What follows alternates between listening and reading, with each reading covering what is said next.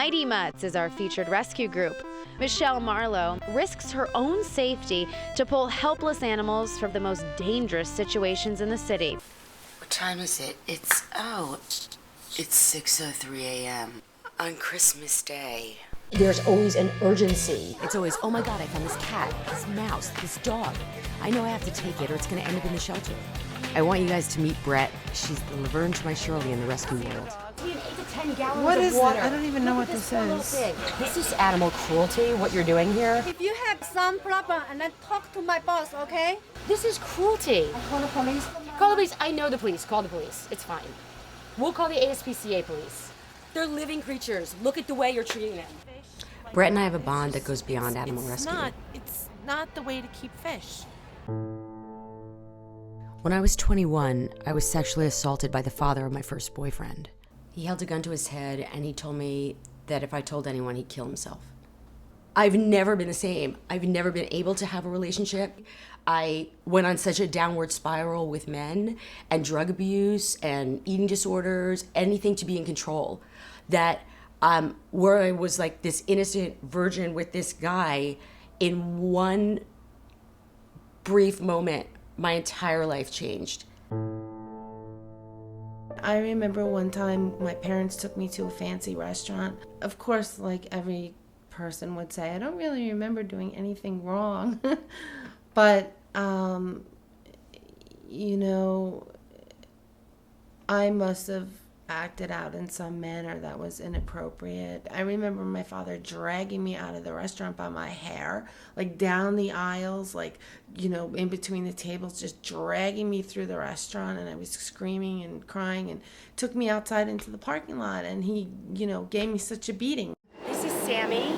Brett and I retrieved him yesterday from the Bronx, from a man named X. He's never been out of a crate for the past 9 months, so everything is new to him. Look at this dog's body. He's emaciated. He's never had exposure to the outside world, so it's all an adventure for him. It's amazing because they just forgive and they move on, and so as you can see, he's just all about the moment. These guys that dogfight, they'll take 2 males, they will starve them to the point where they're so hungry that they're just seething and angry that they'll go for almost anything. And once they've used these animals like garbage and thank you. Once they've used these animals like garbage, they just throw them away. This poor little girl isn't even a year old. She's been through hell and back. If anyone can turn her around, it's my rehabber, Eric.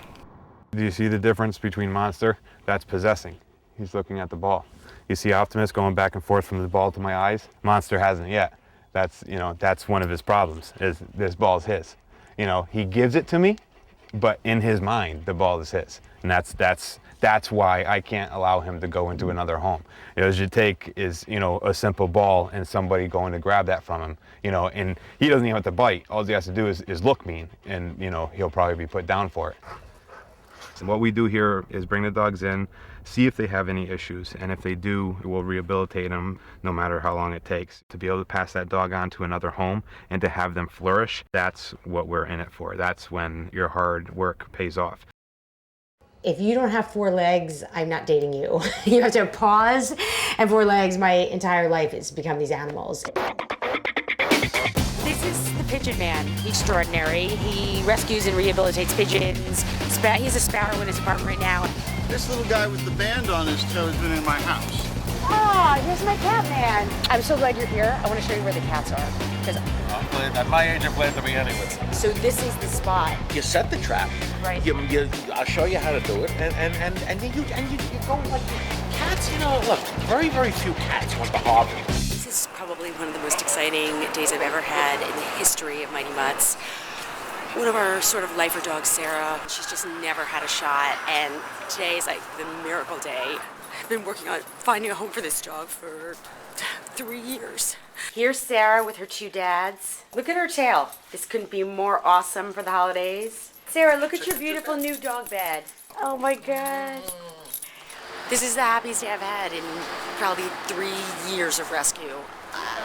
Sarah was like a kid in a candy store.